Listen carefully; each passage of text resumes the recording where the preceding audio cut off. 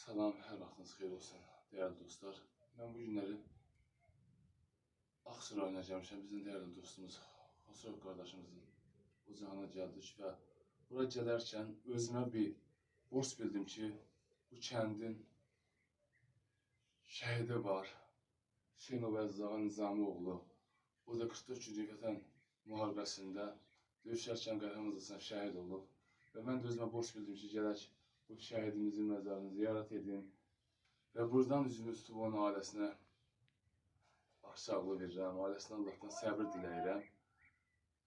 Allah bütün şəhidlərimizə rəhmət etsin, məkanları cənnət olsun və hər birimizin də borcudur ki, bu şəhidlərimizi tanıyaq, tanıtdıraq və gələcək nəsillərə ötürək ki, gələcək nəsillərimiz də bilsin ki, biz bugün bizim alnı açıq gəzməyimizin səbəbkarı bu şəhidlərimiz, qazilərimizdir, veteranlarımızdır ki, bu günlər biz bunların sayəsində o itirilmiş torpaqlarımızı bütün bir Azərbaycan etdik.